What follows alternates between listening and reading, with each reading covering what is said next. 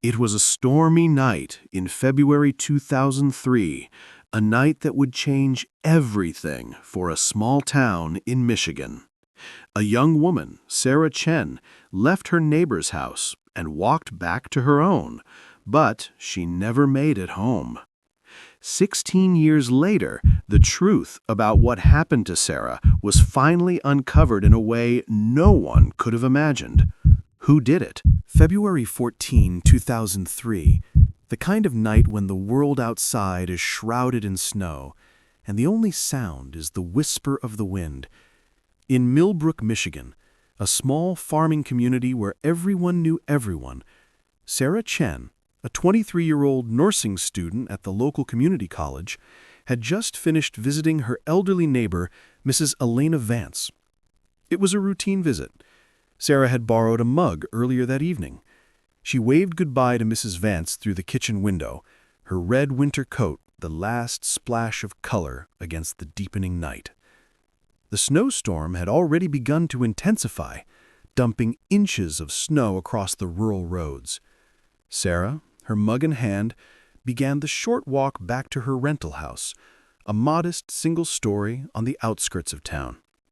At 9:47 p.m., she was seen walking toward her house, the only sounds being the crunch of her boots in the fresh snow. Then, she simply vanished. By 10:34 p.m., Sarah's boyfriend, Derek Martinez, had already called the Gratiot County Sheriff's Department. His voice was frantic, his words stumbling as he explained that Sarah hadn't returned. He had waited for her to come back after her visit to Mrs. Vance's house. As the snowstorm intensified, Derek had gone searching for Sarah, but the house was locked from the inside. The deadbolt, installed just months before after a rash of break-ins in the neighborhood, was engaged. The back door was still secured, the chain lock in place. Inside, everything appeared normal. Sarah's textbooks were on the kitchen table, and her purse and keys were left behind. Yet, Sarah was nowhere to be found. No signs of struggle, no broken windows, just an eerie silence that felt more unsettling as each hour passed. The disappearance of Sarah Chen would not only shake the small town of Millbrook, but it would also become one of the most confounding cold cases in Gratiot County history. The search for Sarah began, but it would take years, even decades, for the truth to emerge.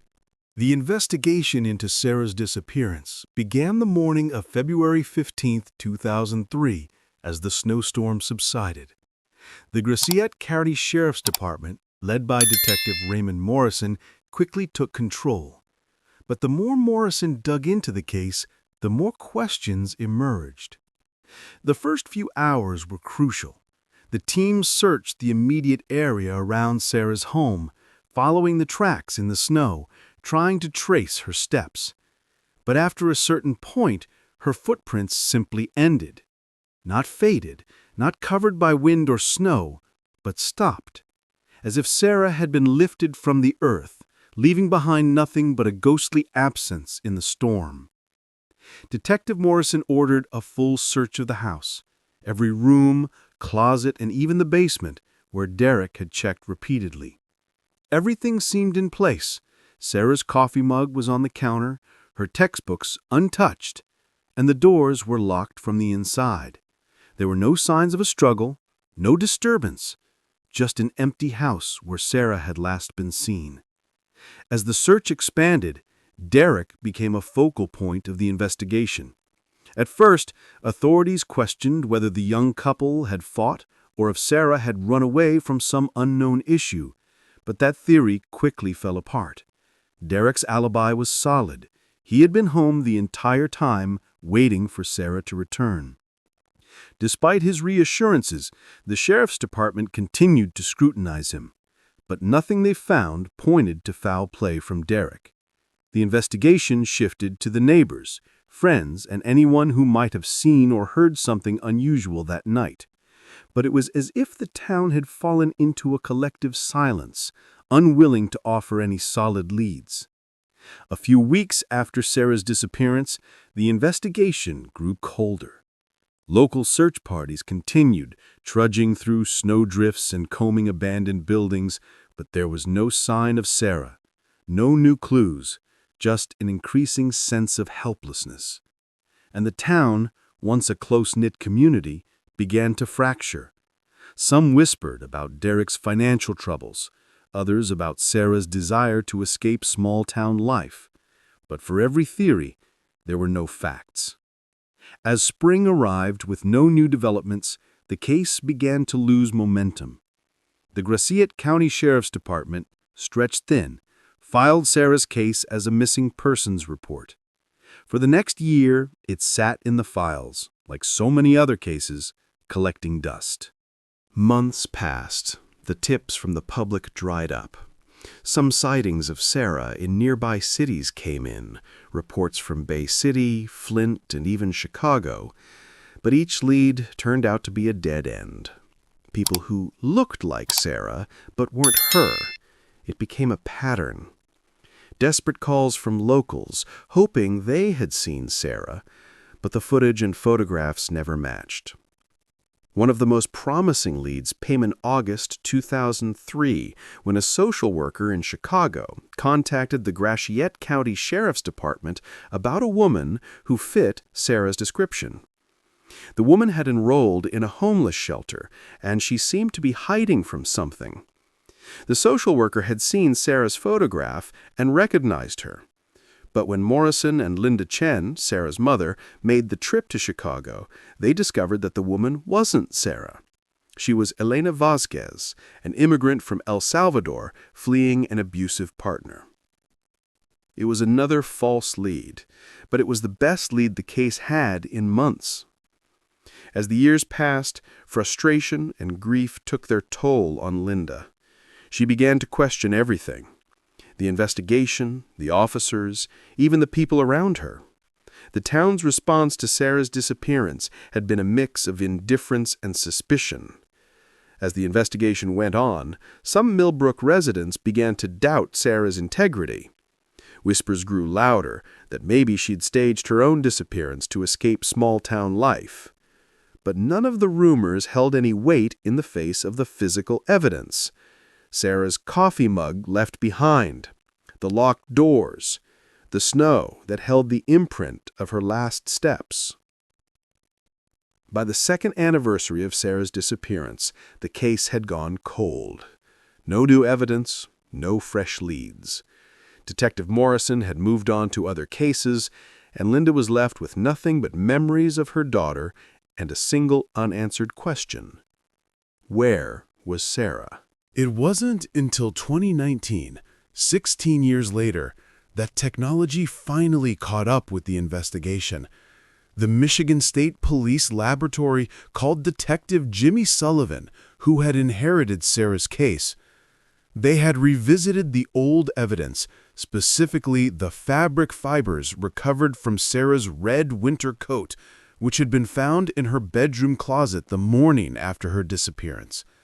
At the time, DNA extraction methods were not advanced enough to provide a usable profile, but now, with enhanced forensic technology, they had succeeded in extracting genetic material from the fibers. The results were both a breakthrough and a heartbreak.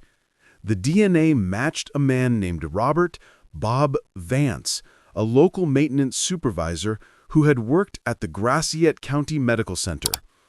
Bob had been involved in the search for Sarah during the early days of the investigation and had even been present at the memorial services. But behind his friendly demeanor and helpful facade, he was hiding a deadly secret.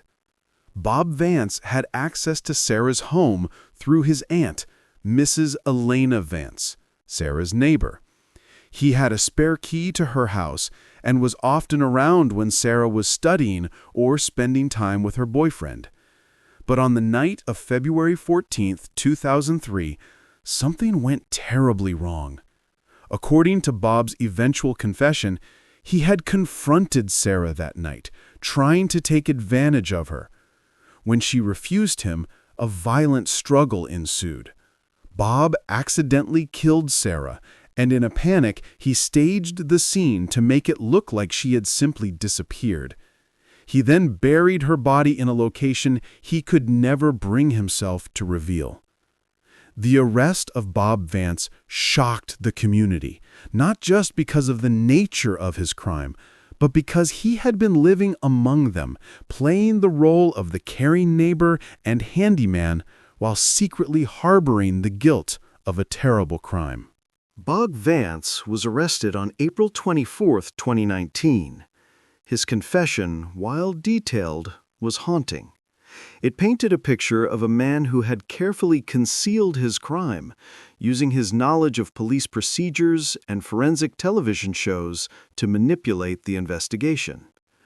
But the hardest part for Linda was hearing that her daughter's body had never been recovered.